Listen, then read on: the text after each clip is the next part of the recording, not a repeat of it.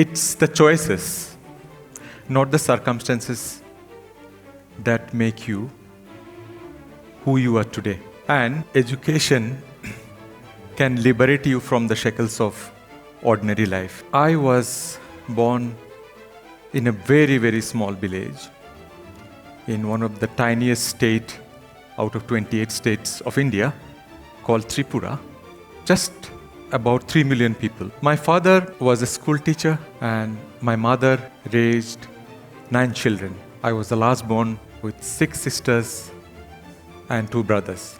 My father was a school teacher. We had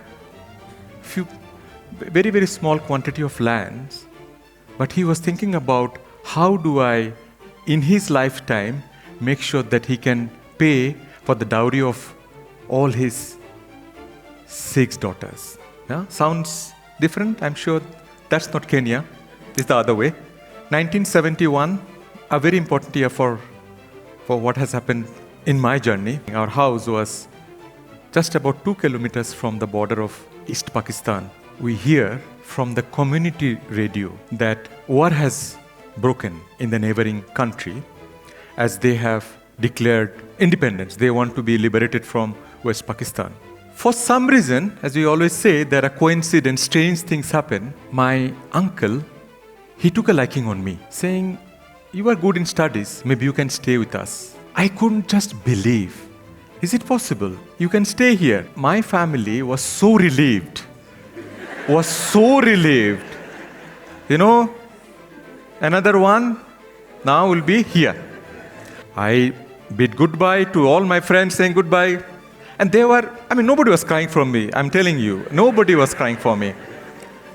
A day before the flight, I decided saying that, I have to inform my uncle, right? I called my uncle.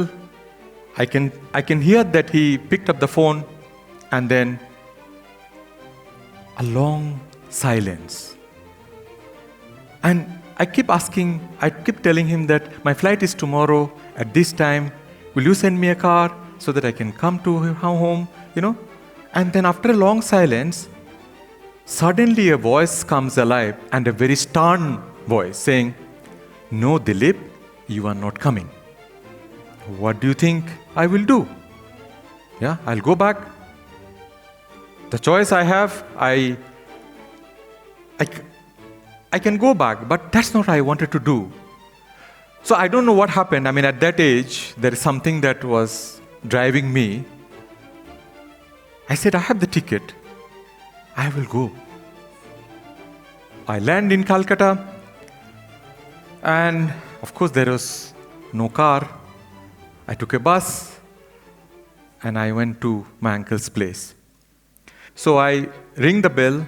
He opens. There I am. And literally, he was frozen. He sees a ghost. Ghost. I said, "Wow, you're here." But luckily, again, God has planned. I wasn't driven away. I was allowed to stay. Now I have shelter. I have food. But that warmth has gone. Yeah, things have changed. Remember I told you, he said, "Now we don't have to come because I'm not wanted anymore." Warmth has gone, but I have food, I have shelter, and I know I can do well if I do well in education. So I go to the school where I want to get admission, and there I was told, "No, you cannot." So 3 days in a row, in front of the principal's office, in a bench, I was sitting there. So that whenever he goes out of his office, he can see me and still say, "Are you still here? What are you doing here? There is no seat available." I don't know what happened. As we always say, God has a plan. On the last day, before the day closed, he looked at me saying that, "I haven't seen anyone so persistent like you. You are in." I got the admission. Fast forward, I have broken all the previous records.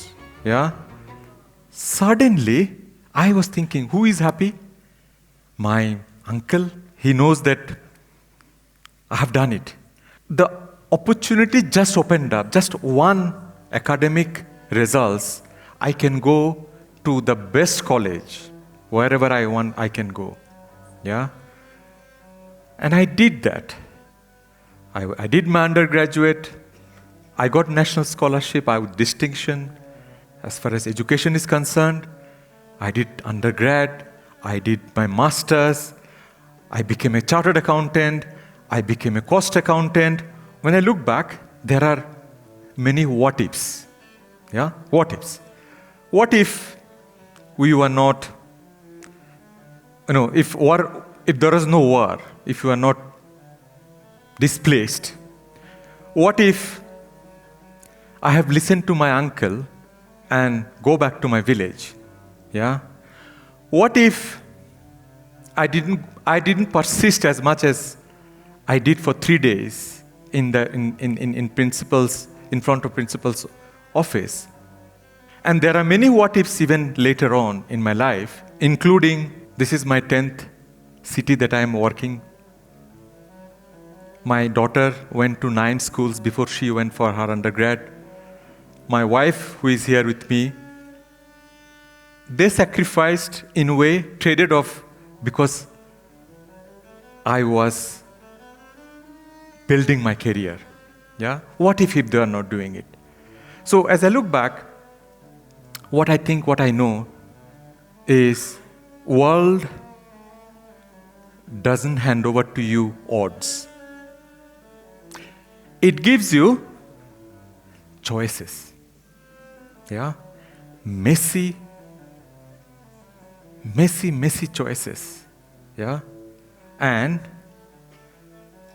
what you do with those choices is what makes you who you are, but you have to live the consequence of those choices to be able to understand whether you made the right choices.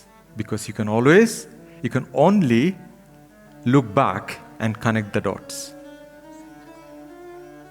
So, I ask you,